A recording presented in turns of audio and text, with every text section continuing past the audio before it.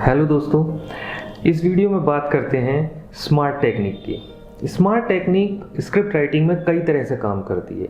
ये आपके राइटिंग में, आपके करेक्टर पे और आपकी स्क्रिप्ट पे किस तरह से अप्लाई होती है, ये आज की वीडियो में हम देखते हैं। स्मार्ट लेटर 5 वर्ड से बना है, SMART। इन पांचों के अलग अलग मीनिंग है। S for specific, M for measurable, A for actionable, R for realistic, T for time bound।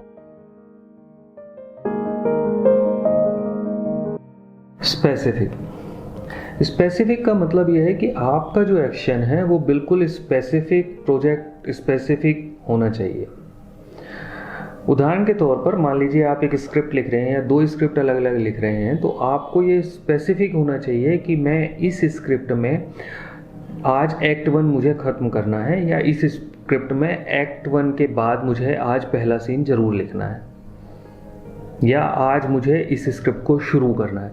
जब आप लिखना शुरू करते हैं, मतलब आप राइटिंग करते हैं, या आपका गोल, आपके मतलब करेक्टर का गोल या आपकी स्क्रिप्ट, उन सब का एक गोल होता है, और वो जो गोल है वो स्पेसिफिक होना चाहिए कि ये गोल हमें अचीव करना है। मेजरेबल, आपको गोल को मेजरेबल बनाने के लिए आपको उसको न्यूमेरिक वैल्यूज में ऐड करने चाहिए।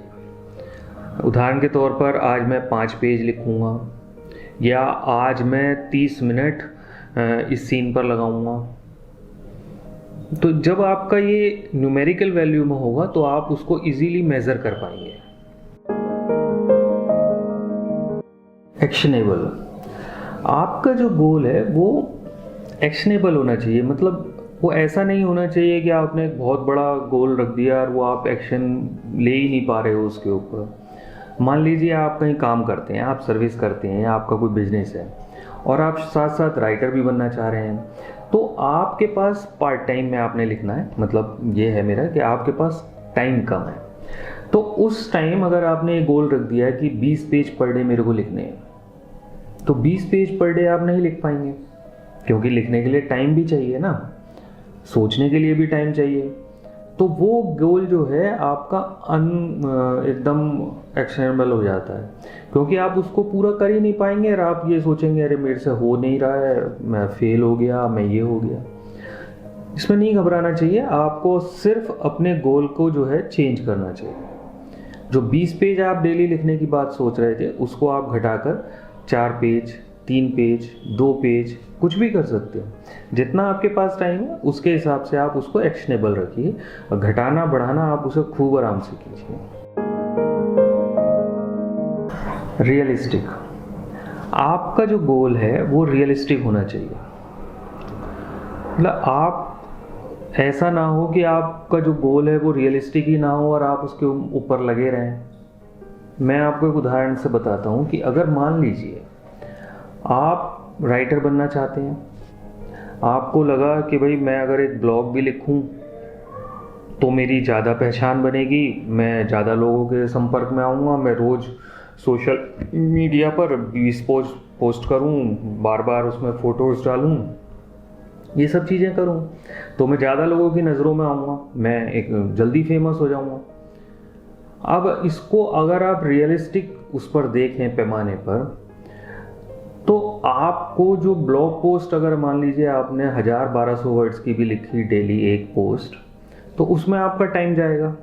उसके बाद सोशल मीडिया पे जो आप पोस्ट करते हैं या जो फोटोज़ डालते हैं या जो सोशल मीडिया पे आप टाइम लगा रहे हैं, वो टाइम आपका जा रहा है। तो भैया उसके बाद आपके पास स्क्रिप्ट लिखने का टाइम कहाँ है?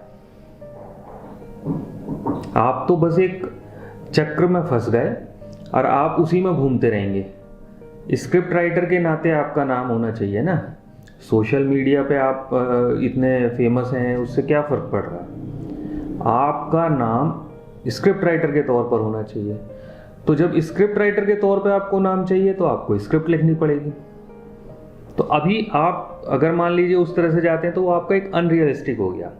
अगर आप स्क्रिप्ट के ऊपर फोकस करते हैं स्क्रिप्ट लिखते हैं या स्क्रिप्ट को लोगों को परस्यू करते हैं, उन लोगों से बात करते हैं स्पेसिफिक, तो वो आपका रियलिस्टिक गोल होता है। तो आप अपना गोल भी है ना रियलिस्टिक बनाइए।